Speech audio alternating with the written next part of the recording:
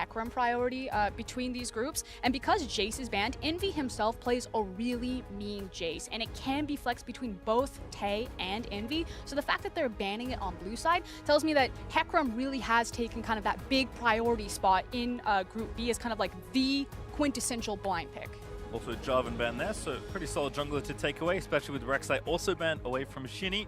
These junglers will be pushed down a few picks, and Morgana, actually the last takeaway there by Mega, so we'll see if Hecarim is indeed the first pick of choice here. Oh, it's Taric. Ooh. So we didn't separate the Sona Taric combination here. This now puts pressure on Mega to say, okay, either we let this go through and we have something to break it, or we must separate this combo. Now, oftentimes globally we've seen champions like Varus who can apply the Grievous Runes, or even an all-in support like Blitzcrank to try to take abuse of the Sona Taric fragility in the lane phase. I like the fact that they're also separating the Kindred. Yeah, I like that as well. I mean, certainly a pick that Shinny is well practiced on. June also likes the champion, so makes sense to take it away from your opponent and break up some more potential combos. You said Blitzcrank, not that popular on an international stage, but Thresh might do the trick if that's what they lock in. Yeah, if it gets locked in, the same mentality here applies. You can even go for the Kalista here. You're still going to have a kill-oriented lane, and I feel like this is also then kind of gut-checking them. Are you really going to go for the Sona Taric? Were you going to pivot with the extra information, the fact that it was a Kalista? INTZ doubled down. They're like, no, we can survive this. Didn't take long. Sona locked in pretty quickly there, and of course one more pick now for INTZ. You said Hecarim wasn't good enough to first pick, but they'll take it third after Sona and Taric. I expected Sona and Taric to be banned away. Who thought that this one was going to go through the draft phase again? INTZ are like, everyone plays it here. It's our turn to flex with this. And again, if you haven't seen Sona and Taric, what it does is it just makes your 5v5 incredible, but it can be abused in the lane phase. When we get into game, we'll keep a closer eye on it and see if Mega are able to take that bluff and try to break it. I like what you said about, again, wanting to apply pressure and all in. Sona is a very vulnerable champion, so I think Kalista Thresh is a good lane to pick him off. And unfortunately for Envy, his chance to shine on a signature pick will not be this game at least. Ari banned away in phase 2. It's kind of a more abstract concept, but INTZ, they really rely on their aggressive forward vision because everything is about Shinny and getting him that information. So champions like LeBlanc and Ari not just work well for Envy because he himself is a great assassin player, but when the team has that extra mobility in the mid lane that allows him to free himself up, place vision a little bit more safely, it just means so much more for INTZ. So if you have a pick like let's say Envy goes Nautilus or something like that. I feel like it locks him into the lane a little bit too much. You're not getting that same forward aggressive vision, and that in turn hurts Shinny's kind of tempo through the jungle. Makes sense. There is Syndra, the other ban from Mega, so 2 mid lane bans, and Azir then Kennen, the bans on the INTZ side, so losing a mid and top laner there. It feels like G4, it's unsurprisingly not going to get the Azir since the last game these two teams played against each other. But we'll see what they have lined up here for pick number 4. It is Ryze, was left untouched here in the bans. So something that I want to point out with Mega's composition is their threat around the Baron. Not only having the Kalista as well as the Kindred, who are 2 carries that can very quickly burn down the Baron and then secure it with the Rend, but also now having the Realm Warp unlocked with the Ryze, that if you're ever out of position from INTZ, it's very easy for Mega to immediately snap pull the trigger, Realm Warp onto the Baron, and just check you. Do you have this warded? If yes, maybe you get here in time, and if no, it's ours for free. Well, speaking of catching people off guard, Aurelia and Skarner, the last 2 to kind of add into the team composition. Aurelia, perfectly good champion, I think fits the style of champions that is at least being taken away from Envy, and Shinny knocked down a few pegs as far as picks goes. We'll go to Skarner here as Vladimir, the last pick overall here for Mega. I like the layered CC that INTZ have going. They can open up team fights with a lot of picks. They've got a lot of speed and mobility between the Skarner and the Hecarim, but it is still, you know, the backbone of kind of like a 5v5 comp when you have Sona and Taric together. On the other side, it feels like Mega recognized this is probably going to go late.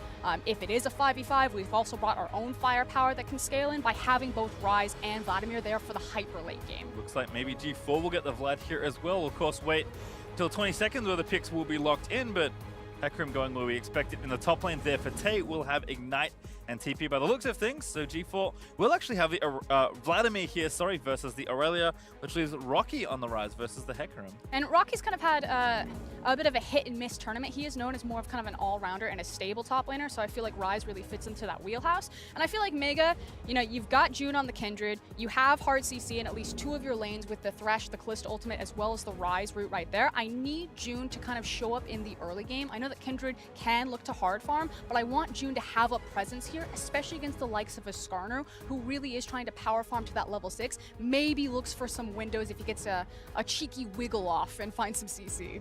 We talked about it as well, though. Pressuring Sona Tarek is something that you feel pretty compelled to do when you're playing against it, because as you mentioned, in the mid to late game 5v5, it's pretty unbearable playing against those two champions. So if June can make his way down there, certainly bottom lane is the lane to gank with how they've set it up. Or even if he doesn't need to gank the Thresh Kalista lane, he can try to just abuse that side of the jungle if Sona and Tarek are pushed in. So my eyes, again, are on both these junglers. I want to see some life here. Yeah, we'll see what happens here as the team spread out onto the Summoner's Rift. Game 5 of the day here in Group B.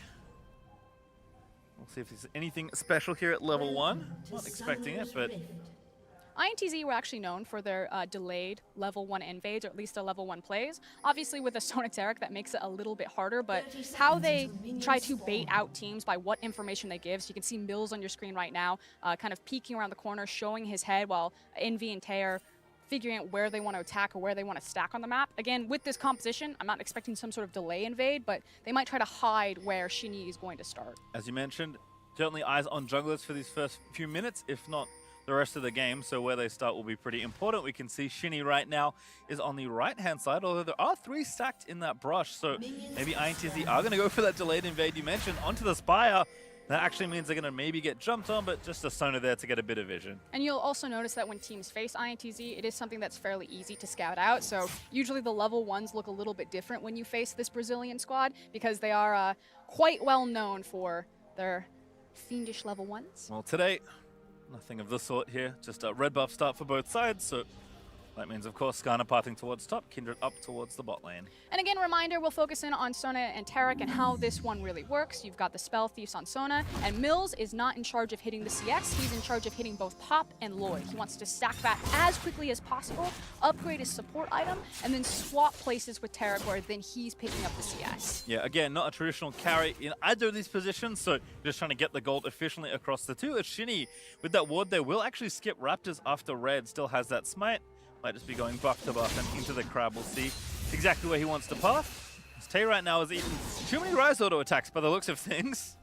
I think it's Shinny trying to respond to the fact that Tay has pressure advantage right now. He saw that the Mark was spawned onto the Scuttle Crab and tried to get it as quickly as possible, whereas June looks like he's mostly going for a traditional full clear. Shinny will finish off this crab. You can see June over on his blue side of the jungle is going to take down the blue and then the Gromp there as well. Shinny with just some coverage, going to go back down to the rest of his jungle now. And I want to kind of quickly hone in on Hecarim up here. We've had some weird builds on the Hecarim. I feel like pros have finally really nailed it on. You start with the Corrupting Pot, and with the Corrupting Potion as well as Biscuit and kind of the health back that you can get from your W, the thing about Hecarim is he used to have a lot of problems with his mana spam. It was really hard for him to contest push by spamming Q so many times, but it feels like now he's really been evened out, as well as having all that extra damage onto his Q. So that's partly why he's really returned to prominence here, as setting up for a possible dive. Yeah, we expected something here. They are going to kick it off. Hook does not land, and that stun actually finds 2. INTZ going to turn it back around. June taking a tower shot as well. Well, June is being proactive. They are trying to see what they can get, maybe eyeing up this bottom lane. How can they break it? Is someone going to make a mistake? But I'm glad that they pulled the plug on that one. Well, round 2 maybe just towards the Krugs there instead, so June will make sure at least to get some farm on this side of the map. That will split things for a short while, although Shinny is back down towards this red side of his jungle, actually on the Raptor camp that he skipped over earlier. So I'm not sure we'll see another attempt anytime soon. June just going to take what he can of the camp and then dance back as Envy. Looking here for G4 and mid. Stun did miss, but at least gets the pull out. Okay, round 3. A flash play. Hook is not going to land. Good flash there from Redbird. And I really like the target selection there to look for Redbird as your priority, since Mills is running the clan. So at least gets the flash out. He is still holding on to the heal, but it's been, what, 3 looks? Maybe he goes for a 4th one? Is of course the tougher of the pair to kill. Tarek relatively durable, but at least the pressure is being applied. And as you can see, I guess we should compare Kalista and Tarek CS. Right now, Lloyd farming pretty comfortably if nothing else. So Shinny actually down towards this lane as well. Going to try and get things pushed out, so maybe they can go for a recall. Yeah, I think exactly that's the right call. Kindred's already spent so much time down here. Pull your jungler, make sure that he helps you push that wave in so it can't get frozen on you, and give you this space to look for that back timer. Meanwhile, in top, Rocky in trouble there. Tay with a good chunk of damage as Conqueror procs.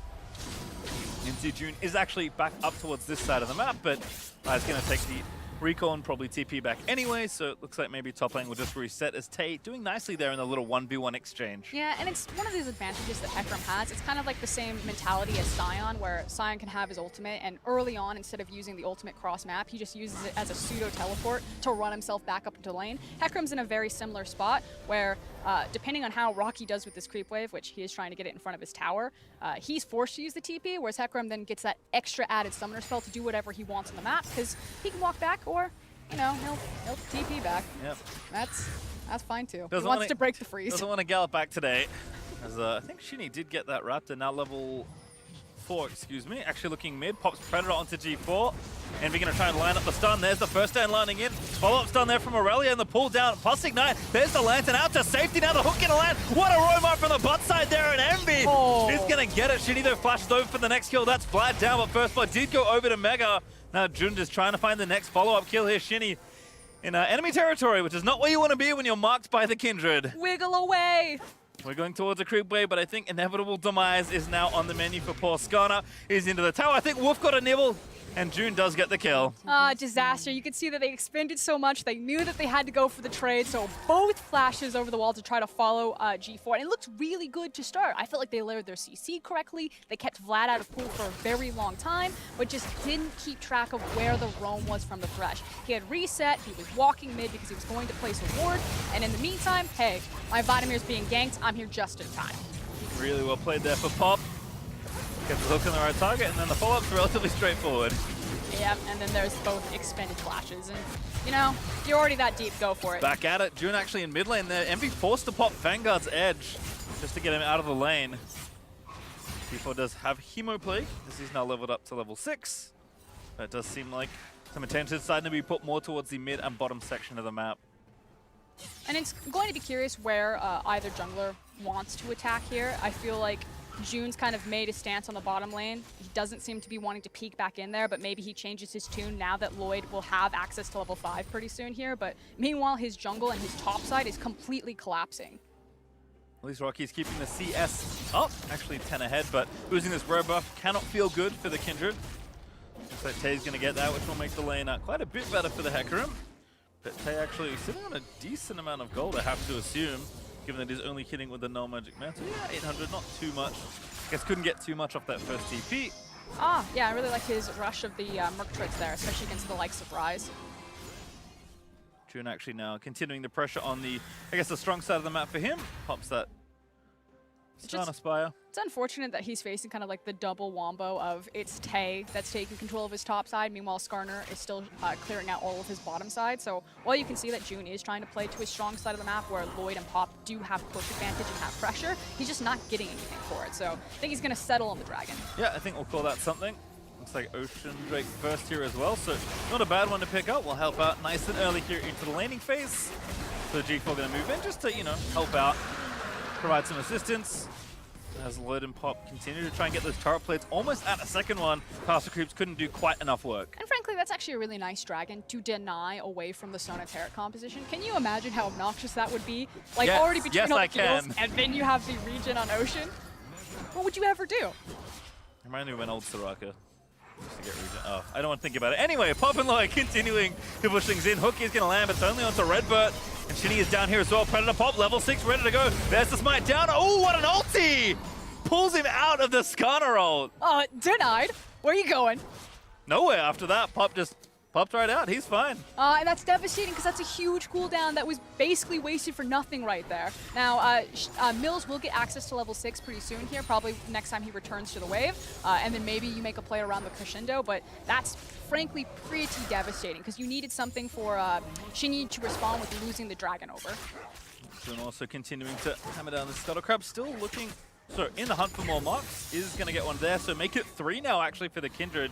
Jun actually having a really nice start to this game for himself.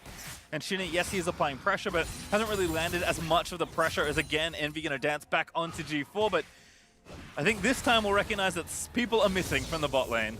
I think Now that I'm trying to think long term here, I mean, for Mills and Redbird, because it is the Taric, maybe you say that it works out over the course of the lane phase, because now Kalista doesn't have an all-in ultimate since she used it to disengage the team fight. So maybe you try to rationalize it for INTZ that, hey, we wanted a pretty stock standard, slow-paced bot lane anyway, without access to Kalista ult. That buys us X amount of time, so we're fine losing out on a Skarner ult there. Perhaps, as Rocky popping back into the top side of the map.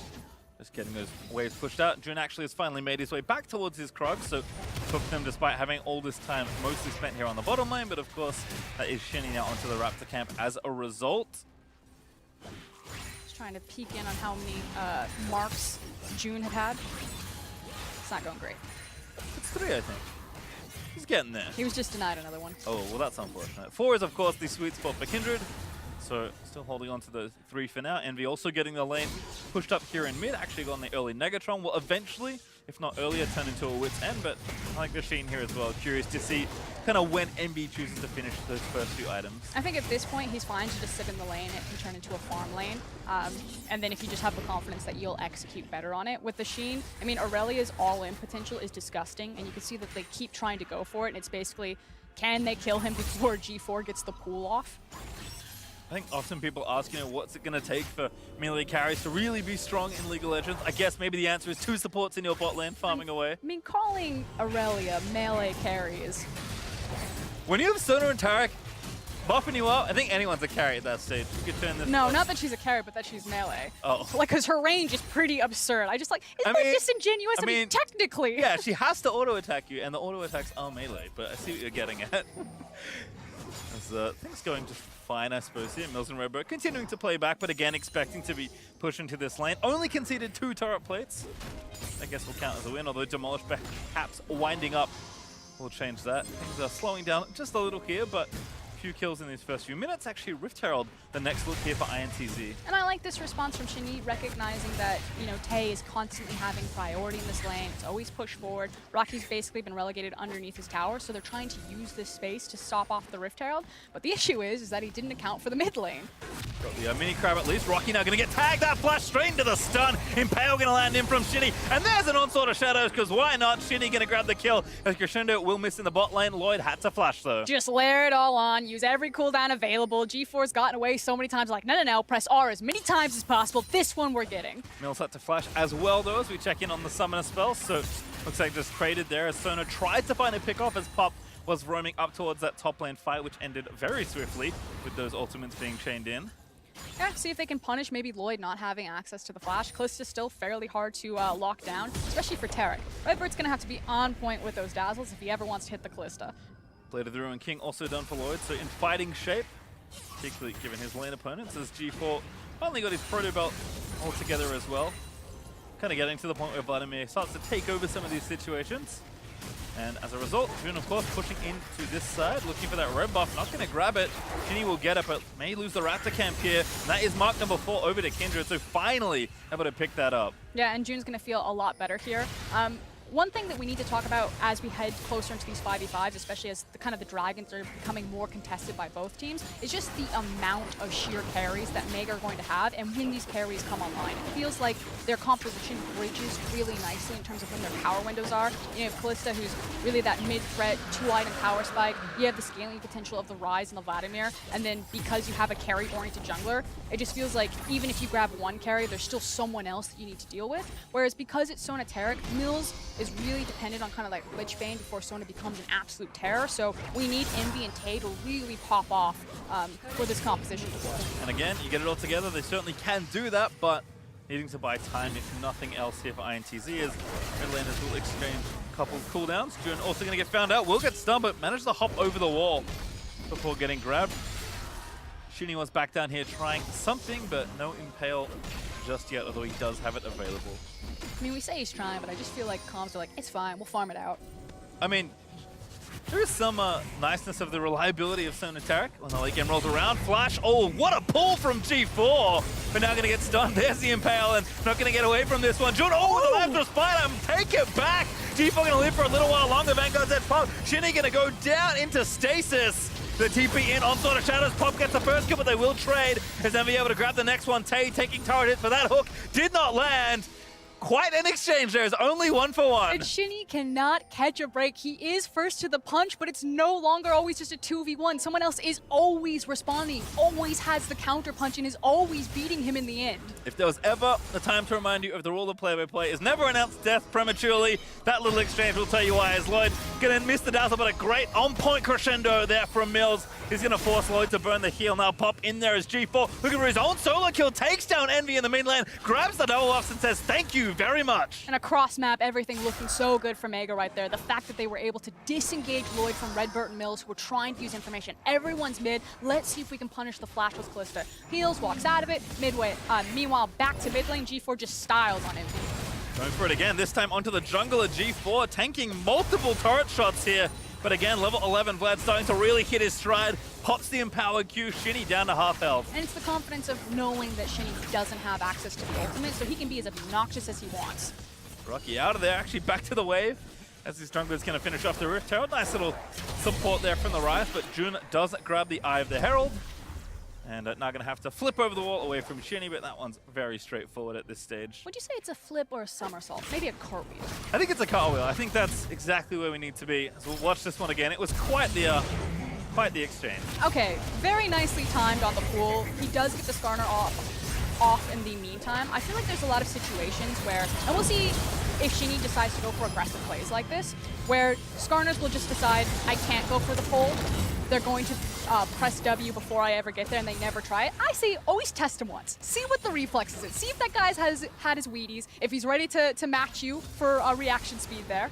Maybe he doesn't do it to G4 again, but keep the dreams alive, Shinny. Yeah, really clean combo there from G4. Flash, E for the slow, Chemo Plague, Proto Belt, and then Q.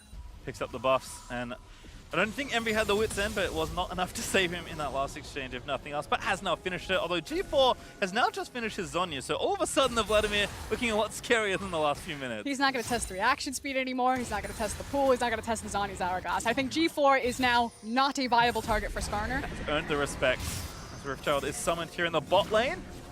Going to try and get the first turret, which doesn't have any extra juicy plates on it, but a 3v3 or maybe 4v3 if you want to count Shelly. Going to charge in, get a good amount of damage onto the turret, but not enough to finish it off. So still that first brick on the table. I think it was sizing up about how much they were going to expend for a possible dive, how much they wanted the tower, and I think because Infernal is spawning within a minute, it was the decision to say, don't blow major cooldowns here. Skarner isn't going to have his flash around that Infernal spawn time, so let's try to abuse windows there. Yep, wanted access back to the sweeper probably as well. Fate's call here, aggressive. Pop with a flay, lands in next to Redbird, looking for the Q. He's gonna land it, arrow starting to come out, good crescendo. Snags 2 there from Mills, and that's enough to stop that play.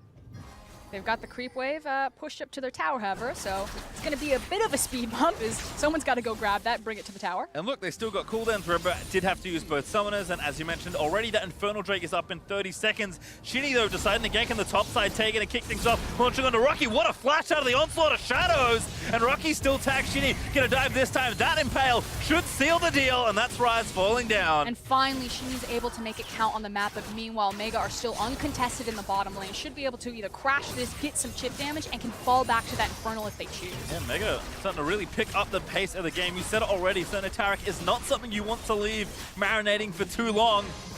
So that's an extra turret there. Drake is now theirs for the taking if they want to go over to it, but they'll take the enemy red buff first just to kind of collect it all, and a mark for Jun, most importantly. I'm just curious if they're going to immediately turn towards it, yeah. Or if it was going to be a situation where they try to get in some cheeky backs, grab all of that extra gold that they had accumulated, and then come back for the Infernal, but stack it all on top. Exactly, just why not have it all, Froskurant, as there's the Infernal over. Tay did get the top lane outer turret, so with the Trinity Force now done, Hecarim is feeling fairly fine. But Mega starting to open up a lead. I think more of an objective. Up a tower, up 3 Drakes to 0, 2 Oceans, and an Infernal is nice. Even though INTZ are up in gold, it's not by much. And yes, they are still relying on the Sona and the Taric and their general 5v5 to kind of pull them through the mid to late game. Not there yet, and I think Mega have done a good job identifying places of weakness and just kind of poking at them. Yeah, and it feels like INTZ are starting to approach this item power spike where they can start grouping up and try to abuse the composition. Again, you're looking for the Lich Bane, which Sona does have access to the sheet. Just take another look at this one. Really impressed that Shinji managed to tag Rocky there to make sure that he got the slow to allow for the gap closer. Because, reminder, he didn't have Flash. I thought for certain without Flash that Skarner was going to be worthless on the map, but Shinji makes it count. Good aim. Shinji's able to snag that kill. Juno continuing to just pick up jungle, actually working on that Black Cleaver, has both components and isn't too far away from finishing it off, I have to imagine. Also nice to see the early QSS here from Lloyd. Kind of knows that he's gotten a decent amount of gold, can kind of afford to make a pit stop here for this item, because again, you do not want to be a Kalista that gets Skarner ulti. That's one of the few ways they can really catch you. I totally get it, you know, paying the QSX tax against the Skarner, as well as, you know, you got the Dazzle, you have the Crescendo. Oh no, Hecarim, you know, there's lots of things that can snag you. I just feel like it feels real bad for Kalista because she is so reliant on kind of staying ahead of the clock and looking for that 2-item power spike. This will hold that Surprise! G4 baiting once again. Envy gonna go down, and Shinny a little too late to try and save it. Does grab the Impale though in onto June, but Lamb's Spite is there, gonna pop it now, and that may call off the rest of the play. Here's Redbird trying to line up a Dazzle, but box dropped by Pop. And Mega get away with the 1 kill. Yeah, a 1-for-0 exchange right there. It does manage to save the tower for INTZ, but just adding more for the bank and what I feel like is a very hard scaling composition from Mega. I feel like if you were going to contest the Sona Taric in a 5v5, this is exactly what you want to do it with. Vladimir and Ryze. Well, still towers staying up for INTZ. They actually still have mid outer and top outer because Mega's turret taking was all thanks to the Kalista free pushing. But Mills, you know, he's getting towards that Lich Bane, has the Sheen. As I watch again, I mean, G4 is playing with Envy at this point. The Oscar goes to. I think that was literally them standing in the bush and be like, G4, go look delicious. See if this guy bites. Again, Shinny there, ready for the counter gank, but not in time. The rest of the squad able to get out safely. Mega continuing to, again, play, you know, deliberate but proactive. And now looking for mid, actually, again. Sona is a great target if you can kill her before Taric ult drops. But with Flash and Cleanse Up, feels relatively unlikely. Also a really nice placed ward there on the mid lane that Lloyd is standing on. Basically gave information that they're probably baiting. Maybe someone's in that bush since Kalista's looking for the Fog of War ultimate. Good read by INTZ. Mega also swapping things up. We've got Rocky in the bottom lane right now, because of course there isn't an Ocean Drake, but won't be spawning for 2 more minutes here.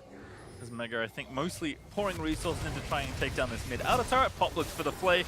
Onto Shinny, here's G4, gets impaled into the stun, and that's goodbye. No chance of pull, great heads up play there from Shinny as the rest of the fight will continue. Good flash away from the Crescendo, but Pop gonna get Fates called out from Tay, who is charging in with that ulti at the ready. Just a little bit too greedy there from G4. He's tested his luck, he did not have the reaction time that time around, and now suddenly INTZ are charging up the mid lane. Yeah, he had flash pull and Zhonya thought he was safe, and he was mistaken. Outer turret in mid goes to INTZ as they equalize, or almost equalize in structures.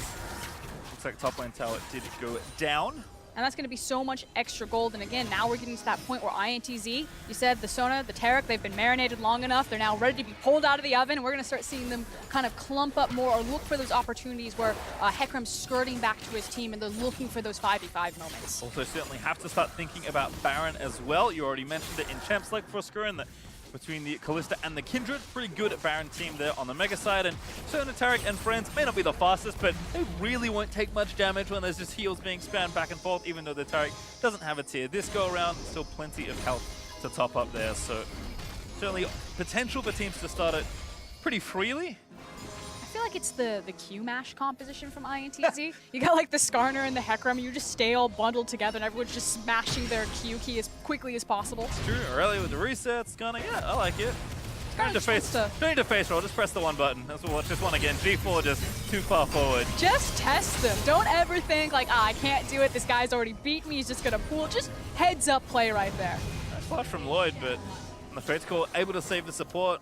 So Mega don't lose anything more from the play as Tay was charging in, but with this Ocean Drake spawning now in 5 seconds, Mega have had the monopoly on that bit of real estate all game long, so going to look to continue. Onslaught of Shutters pop low with the QSS. Now very vulnerable. There's the ulti from Envy. Pops into the Lamb's fight. What an ult there from June. Now needs to get rip the Ren down, but a good ult there from Shinny. Make sure the carry goes down. And ITZ, they're finding the fight. Finally, they group together. And that's a 2-for-0 win for them. And it looks like they just got overwhelmed right there in the mid lane.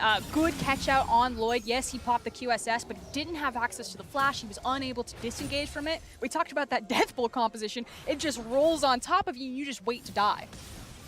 And of course, Plenty of fun interactions with Kindred ulti, but Shinny, I don't think he pulled Lloyd out and let him die, but you can, of course, do that when you lock down a carry, but Impale was certainly enough to make sure the Kalista was dead, and INTZ won the fight pretty handily from that point, and that's without, again, Tarak having too much in the way of items. Sona still looking to finish up that Lich Bane and really come online.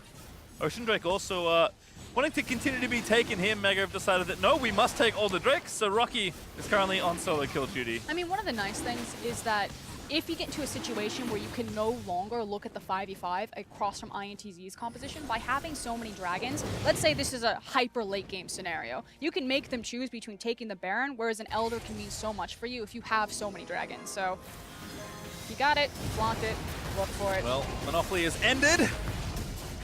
And that Drake will go over to INTZ, a heartbreaking reset on the Drake there for Rocky, who I think would have had it if they didn't leash back. But let's watch this fight again. Again, Lloyd feels like he's safe here, but not safe enough.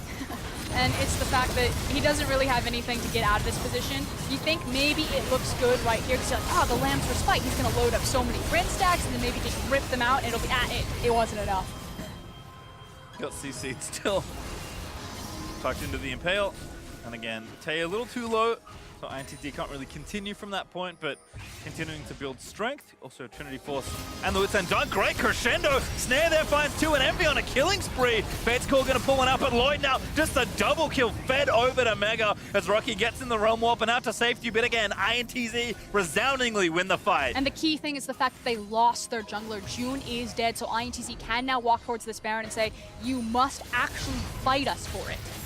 In some ways, maybe lost the two biggest threats around the pit with Kalista dead and, of course, June being down. I mean, Rise and Blight can make a go of this. But we'll see if Park maybe just going to peek his head in. G4 looking for that flank position, but Shinny, again, just trying to zone them away. Has the Impale. If he needs to try and lock somebody up, so now it's just up to Pop, but there's no chance for him to steal it with a Q. Is body block just in case, and that's Baron, INTZ. Yeah, and it was the threat of the fact that INTZ still had so many key ultimates left to them, that they had the Impale, that Hecarim still had access to the Onslaught of Shadows, so excellent job from INTZ, and it feels like they're finally now fully in the driver's seat, that their composition has come online, that they now have the Baron behind them, something that they really rely on to siege these towers because they don't have a traditional ADC in the composition, so it should be pretty cut and dry here. We'll see, though.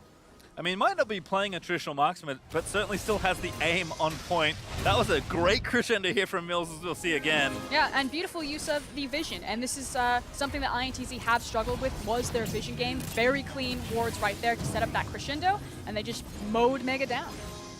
Certainly have the tools to play the pickoff, so we'll see what the Baron gets done here for the Brazilians. 2.5 minutes left to try and push. Want to try and at least equalize the turrets, if not do significantly more damage than that. But 3 items for Aurelia, 2 there for the Sona, 2.5 there for Tay. Certainly ready to go here. Also have the flash available for Shinyi if they do feel like getting pretty frisky under this tower. If you find an angle, certainly plenty of good targets to choose from if you can get the kills happening. Tay, of course, going to take the easy turrets first. He has the TP in case he needs to join. Also level 16 on the Hecarim, but takes that first outer turret with ease. And I expect this 4-1 to actually be the play out here for INTZ, because while we have seen Shinyi get very frisky with the flash ultimates, the fact of the matter is you're still then trying to dive someone like a Kindred as well as a Vladimir, and that would be one of the key ways that Mega would be able to turn this game on its head. Nice, actually some Predator there from Shinny, just to threaten with the ultimate. Gives them room to take down the tier 2 turret. Tay, of course, has kind of synced the waves up to take this one here in bot lane. So they went to 4 turrets, and they'll go ahead in structures and move to 5. And it really just is one of those inhibitor turrets, kind of the gold standard for Baron power plays, especially the first one. Taking a lot of damage from those creeps. They hurt. He's only got so many spells he can throw at them. Here we go, 1-3-1 being set up. Gonna take this top tier 2 again. Still the easy stuff here for INTZ. Maximize your gold gain off this Baron. Still a minute 10 left on it, so plenty to keep playing for here as Tay is gonna move these minions up towards this bottom inhibitor turret. What is important is that Tay did use the teleport to respond to the bottom wave, so it tells me that INTZ really are just here for sieging the objectives. Although, as I say that, Tay is actually pinging on the way and running over. Okay, no, he's going for the mid lane. That really scared me. I was like, when you use your TP like that, instead of using it to all-in engage and look for the dive potential, it's just, we're just here for objectives. We're not going to dive. We're not going to try to throw this. This is a precarious situation. We're just going to play it out very cautiously and very respectfully. The rarely seen 4-1-1 moment where somehow one champion gets into 2 lanes. Thankfully, Hecarim's very fast, so Tay looking just to run between the 2 and apply pressure where he can. INTZ now going to move everyone into the mid lane, try and find a pick in transition, but Mega taking relatively safe routes. Don't eat poke just yet. The mid inhibitor turret though is taking a beating as Hook is going to miss. Was looking for Envy or Mills and finds neither. And they've now kicked Shinny out into that side lane. He's picking up another wave, and yep, this is INTZ just slowly chipping away, polling Mega around the map. Maybe if something looks good for them, they spring forward and grab a pick, but it's just about the damage. Looks like the last Baron wave. Dodo, good ult there. Will take down the Rise. That's good by Rocky as ITZ now have room to try and take down the turret. Shinny taking a few turret hits as Jun's down to the backline. G4 dives in, weren't able to take down Shinny, but again, dance back in. Envy just trying to pop off in the back of the team fight, and that's Callista dead. Ega just have nowhere to go but their own fountain as INTZ diving straight under the turret, ignoring the structures, and they'll get it on the end as the cherry on top. And that was the pick that looked good. It was the fact that Rocky stepped way too far forward. Shinny immediately clapped the trap right there, and suddenly they've mowed through all of Mega and don't look to be stopping. No need to worry about the middle inhibitor there either. Going to go straight for the kill here. Nexus turret number 1 is going to go down. Stun's going to land in onto June, who will evaporate with the redemption flying down, and INTZ yet to pick up a win until right now, smashing Mega through this mid game. Gonna take down the Nexus.